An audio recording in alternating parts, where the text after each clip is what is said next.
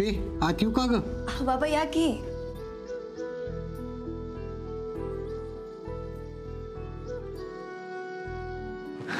हा बाबा. जेवली नाहीस?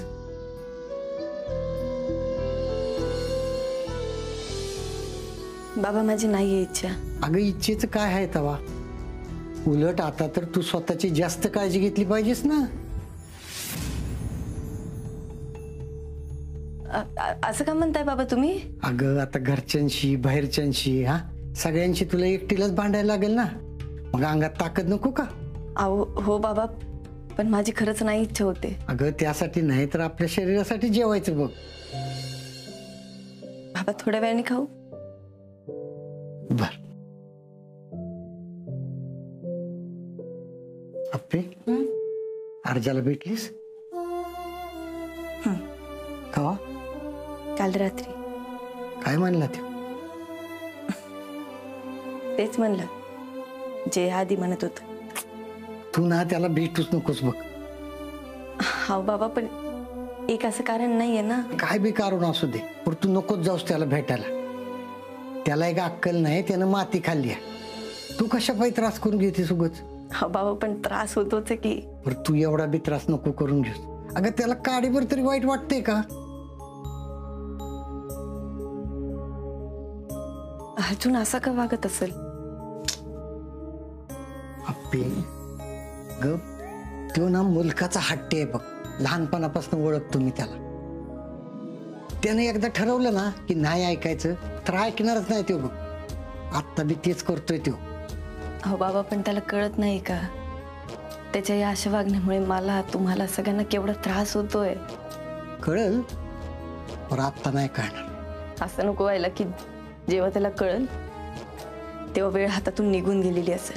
अप्पे तू त्याचा नको विचार करूस, तू स्वतःचा विचार कर. तुला काल सांगितलं की नाही तसं कर. तू बापूंकडे जा राहायला. थोडे दिवस म्हणतोय मी, लई नाही. हितलं जरा सगळं शांत होईल ना तोपर्यंत. अहो बाबा, पण तुम्हाला असं एकटं सोडून मी. अगं मी कशा पायी एकटा? मी तुला भेटायला येत जाईन ना. हे बघ तू ना बापूंना जाऊन भेट, त्यांना समज सांग. अगं थोडे दिवस म्हणतोय, इथलं सगळं शांत होसपर्यंत. ठीक आहे, मी थोड्या वेळात जाते बापूंकडे. जाऊन मी. आणि हो, ऑफिसला जायच्या आधी काहीतरी खाऊन जा.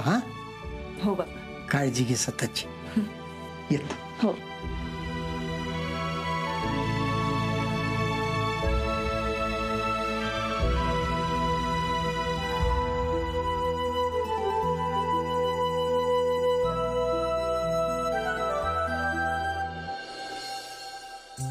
भैया ह्या तांदळात नुसतेच कडे आहेत. घरातला सगळा किराणा मला संपत आलाय. आता हे आले की हसनी सांगते किराणा भरा म्हणून. भैया हे आले वाटतं, पण आता तर गेलते लगेच परत आले. काहीतरी राहिलं असेल बहुतेक. काय झालं? लगेच परत आला. ती काय झालं? अगं ती लोक राणीत बसायला नाही म्हणली. का नाही म्हणली म्हणजे? तीच ते अर्जुनच्या भानगडीमुळं. तर काल बी तसंच झालं ना.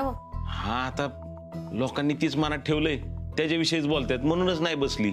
लोक कशा पायी करतात असले उद्योग? काय करायचं असतं त्यासनी? सुषमा अगं मुद्दाम करतात ती. त्यांना काय 4 दिवस बोलतील आणि होतील गप परत. आपण आता 4 दिवस तुम्ही घरात बसल्यावर सगळं भागवायचं कसं? घरचा किराणा संपलाय, तीच सांगते मी तुम्हाला. तुम्ही एक काम करा, तुम्ही आप्पीशी बोला की. आप्पीशी? अगं आप्पीला काय बोलायचंय? तिच्या डोक्याला काय ताप कमी आहे का? परत आपण वाढवून ठेवायचा. घरच्या पैशाचं कसं करणार मग सगळं? ती दिप्या आला की त्याच्याशी बोलतो मी. त्याच्या पगारात काय फक्त किराणा होईल महिन्याचा, बाकी सगळं कसं भागवायचं? होईल का काहीतरी तजवीज. तू नको काळजी करू. नकोच काळजी करू म्हण. दीपू मम्मी मला जरा चहा टाक. काय रे? काय झालं? अहो तो आमचा संपादक, त्याच्यात तर दिप्या अरे असं बोलतात का? शांत हो आधी. अहो बापू, तो दिदीला आणि दाजींना काय बी म्हणत होता. मला म्हणला त्या दोघांचा फोटो काढून आण, ते दोघं एकत्र काम करतात अशी बातमी छापू आपण. असं बोलला होय त्यो? मला आला राग. मी म्हटलं मी नाही करणार. तर मला काय म्हणला माहित आहे का? अरे असली लय बघितलेत आपण, तू नको मनाला लावून घेऊस. म्हणजे दिप्या तिथनं भांडून आलास का काय? हो, आलो भांडण करून. त्याला म्हटलं आमची दिदी असं काय बी करणार नाही आणि आमचं दाजी पण चुकीचं नाही. दिप्या अरे असं डोक्यात राग घालून कसं चालेल बाबा? अहो बापू, तो आपल्या दिदीला काय बी म्हणत होता, मग मी नाही खपून घेणार त्याचं काय. आणि ती काय स्वतःच्या पैशातनं बातम्या नाही छापत, एखाद्या मोठ्या माणसाला गाठत्यात. आणि त्याचं जर काही काळबेर यांना कळालं ना, त्याला ब्लॅकमेल करतात, म्हणतात पैसे दे नाहीतर बातमी छापीन. अरे दीपू त्यांचं काय का असं ना, आपण आपली नोकरी सांभाळायची बाळा. ते लावत गेली असली नोकरी, मला नाही फरक पडत काय.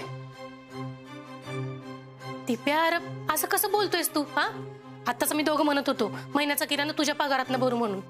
अगं मी पैशाचं बघतो काय तर, तुम्ही नका टेन्शन घेऊ.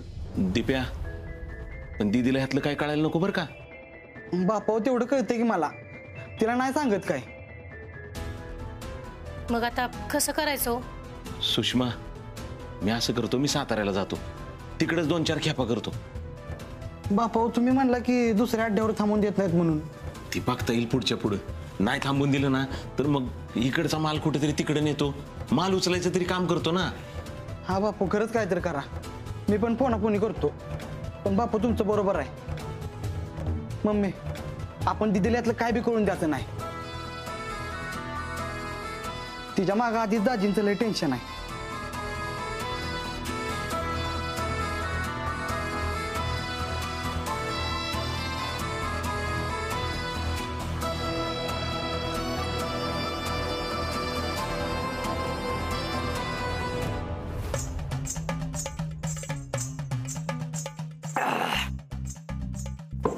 बोल. हे बघ बंट्या, आत्ताच येळ आहे. हे घर आपण फोडू शकतो, नाही तसं निम्म फुटलेच म्हणा. काय हाय काय तुझ्या डोक्यात? आता ना घरात फक्त त्या सुजाचं चालतं. ती आपी लई अड्यागत करती, तिला तर मी बोलूच देत नाही बघ. त्या आप्पीला आणि त्या विनायकला तिकडं हाकलून द्यायचं बाहेर. आप्पीला माहेरी हाकलायचं, त्याला घराबाहेर हाकलायचं. बाकीचे घरात कोणी एवढं काय बोलणारे नाहीत. आणि मग आपण डल्ला मारायचा पैशावर आणि निघून जायचं. हा, ही चांगली आयडिया बघ. ए मुडद्या, नुसती चांगली म्हणू नको, कामाला बी लाग. आई, एक विचारू का तुला? आप्पीवर तर मला बी राग आहे, पण ह्या घरावर तुला जरा वेगळाच राग आहे का ग? नाही, काय नाही, राहू दे. आता सांग की. आता काय नाही म्हणलं ना. अगं आई, कोणाला टोप्या घालतीस? सांगून टाक काय ते. आता एवढे दिवस मी तुला बोलले नाही, पण आता तुला सांगते. पण तू थोबाडूच काटायचं नाही कुठं बर का? हा, नाही सांगत, बोलतो. बघा, कुणाला बोलायचं नाही. अरे लय वर्षापूर्वीची गोष्ट आहे ही. या सरकाराचं स्थळ ना मला आलं होतं आणि ती सगळ्या घरात बघायचा कार्यक्रम बी चालू होता. आणि तेवढ्या ती रुक्मिणी ताडफाडली, तिथं काहीतरी मागायला म्हणून आली होती आणि त्या हंबीरनं तिला पसंत केली. बंट्या, हे सगळं तुझं असतं आणि मी बी त्या घराची मालकीन झाली असते. त्या रुक्मिणीनं मिलीनं सगळी घाण केली बघ मध्ये. आता तू सांग, जे आपलं आहे ते आपल्याला मिळायला नको का? म्हणून ही मनी ना, तिला जर मिळत नसेल ना तर ती हिसकून घेती म्हणजे घेतीच. आई, एवढी मोठी गोष्ट तुम्हाला आधी का नाही सांगितली? जाऊ दे मोरदे, देतो विषय सोडून आणि तू कामाला लाग. चालतंय, पहिले त्या विनायकला ना आप्पीला हाकलो घरातनं. घरचं सगळं तू माझ्या सोड. तू फक्त त्या सुजाच्या पैशाक बघ. आपल्याला त्या पैशावर डल्ला मारायचाय. त्या सुजाचं काय टेन्शन घेऊ नको तू, एवढं माझ्या पुढे जात नाही. आजच रात्री त्या विनायकरावाला बाहेर हाकलायला सांगते बघ.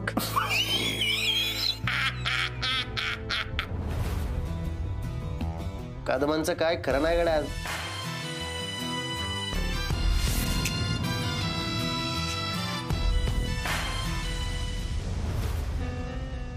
येऊ का मॅडम?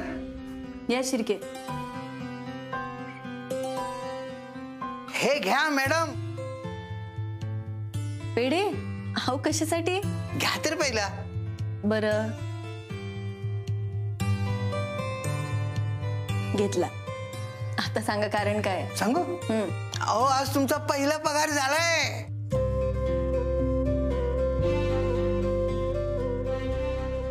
अहो शिर्के, मग त्यासाठी एवढे पेढे आणायची काय गरज आहे? असं कसं म्हणता मॅडम? केवढी भारी गोष्ट आहे ही. पहिला पगार स्पेशल असतो मॅडम. मी माझ्या पहिल्या पगारातून काय घेतलं तर माहितीये? काय? एक इडली पात्र, 2 कढया, एक पिंप आणि डिनर सेट. संसार. करेक्ट, संसार. तुम्ही काय घेणार आहात मॅडम? शिर्के, मी ना अर्जुनसाठी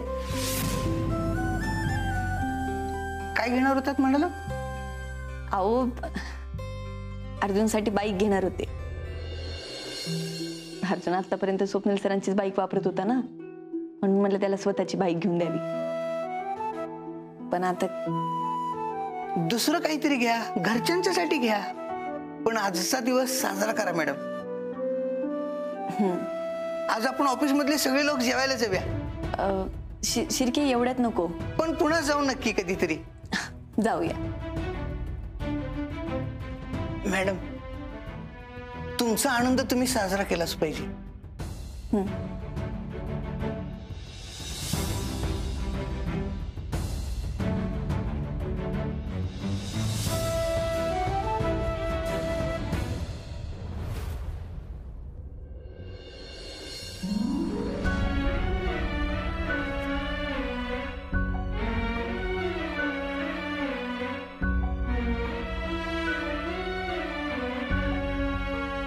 होय, आता बसतात ना लोक वडापमध्ये? हा बसतात की. ती सदू मधू काय दररोज दंगा करणार आहेत? ती झालंच. पण तुम्ही नकाच लक्ष देऊ त्यांच्याकडं. नाही सुषमा, मी नाही लक्ष देत. जर काय वाटलं ना तर सरळ सातारला जातो आणि 4 सामानाच्या खेपा टाकतो. बापू, आता त्याची काही गरज नाहीये. अगं ये की ये. बस बस बस बस. बापू, ओ बापू, दिदी आल्या वय. ओय बाहेर ये, तुला आवाज ओळख नव्हे. अगं नाही, तसं नाही. मी एक ना आपली माझी इमॅजिनेशन पॉवर बघत होतो. Imagination power. हा. हा, मी हे म्हणत होते बापू, बाहेर आता सामान टाकायला जायची काही गरज नाही. अगं असं का म्हणतेस?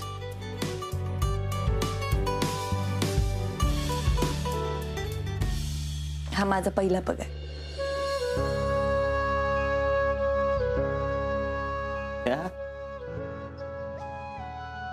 पण मी कसा घेऊ शकतो? 1 मिनिट, तुम्ही का नाही घेऊ शकत? नाही नाही आप्या, आता तुझं सासर म्हणजे तुझं घर आहे. हे पगार तिकडेच न्यायला पाहिजेस. मग हे माझं घर नाही का? नाही नाही आप्या, असं कधी म्हंटलंय मी तुला? अहो दिप्याचा पहिला पगार आला तेव्हा असं मनात नाही आलं तुमच्या. आणि आजवर मला दिप्याला वाढवताना मुलगा मुलगी म्हणून तुम्ही कधीच भेदभाव केला नाही. मग आता का असं वाटतंय? हे अगं ते बरं दिसत नाही ग. का मम्मी? अगं माझा पगार आहे हा, आणि माझा पहिला पगार आहे मम्मी. अगं हा पगार माझ्या हातात येऊ शकतोय त्याचं कारण ही बापू आहे. अगं त्यांनी केवढी कष्ट केलीत माझ्यासाठी, आणि मग मला पुस्तकं आणून दिलीत. माझी सगळी स्वप्न पूर्ण केली. स्वप्न पूर्ण करताना त्यांनी परिस्थितीची झळही नाही लागू दिली ग मला. आणि म्हणून माझ्या हातात आज हा पगार आहे ना. बापू अहो, अपर्णा सुरेश माने या नावाच्या पुढे मी कलेक्टर लावू शकले ते फक्त तुमच्यामुळे. मग कलेक्टर अपर्णा सुरेश माने नाव लावू शकते, तर मग हा पगार का नाही देऊ शकत? बरोबर म्हणते दीदी. विषय संपला, विषय कट. घ्या बापू. घ्या बापू.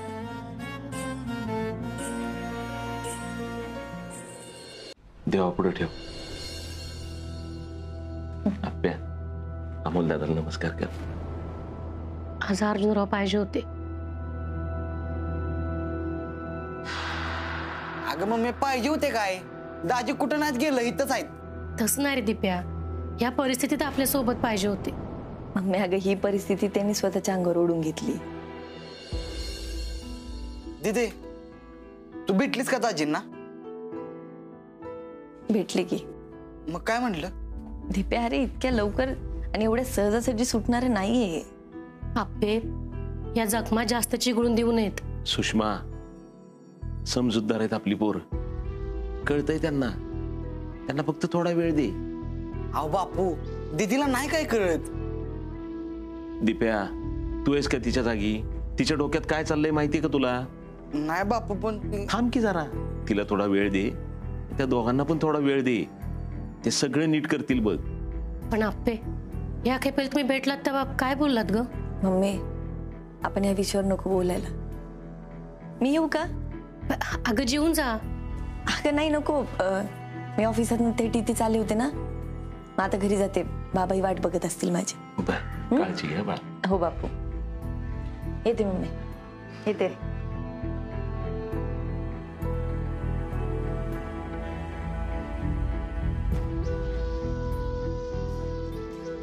सुषमा,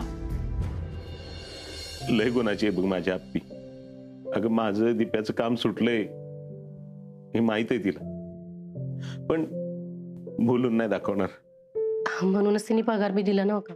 तसा मी तिनं पगार आणून दिलाच असता, मला माहितीये. तर स्वभाव चांगला कळतो मला. हे सगळं लवकरात लवकर मिटलं पाहिजे हो. पोरबाळ व्हायच्या वयात हे सगळं काय भलतंच होऊन बसलंय. उद्या असं नको व्हायला की जर अर्जुनरावांना शिक्षा झाली तर. रुपाली, झाला ना का झाडू मारून? हो, झाला झाला.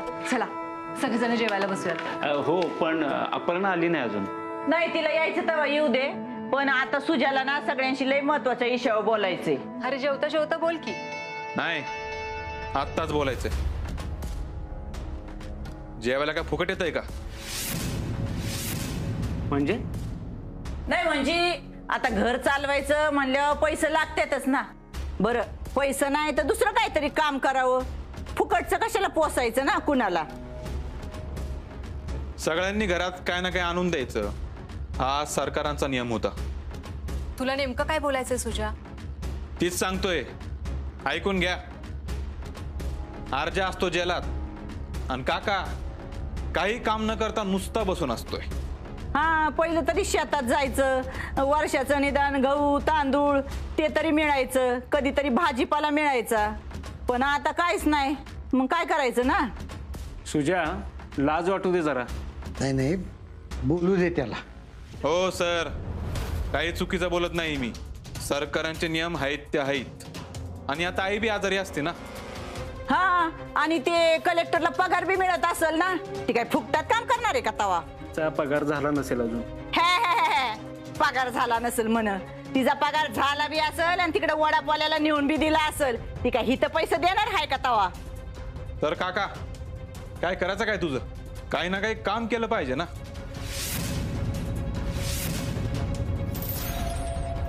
सुजय, याआधी विनय काकानं घरासाठी काय केलं ते बघ.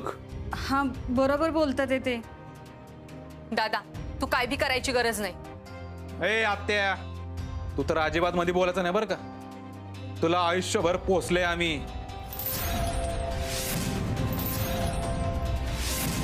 आणि एवढाच भावाचा पुळका आहे ना, जा तू आण कमून. सुजय, तुला कळतंय का तू काय बोलतोय ते? तू आता विनय काकाला बोललास, आता आत्याला बोलतोयस. सुजा, काय बोलतोय कळतंय का तुला? तुझा काका आहे तो, तुझ्या वडिलांसारखा आहे. मला काय सांगायची गरज नाहीये. मला कळतं काय करायचं ते. अरे पण अरे थांबा.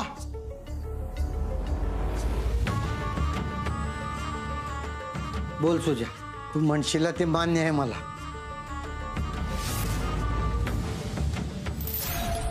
घरातली सगळी कामं करावी लागतील.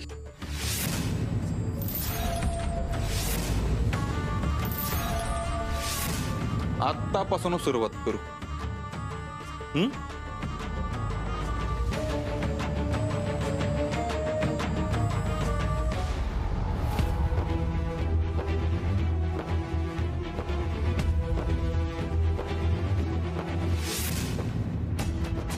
सुजा, हे गा,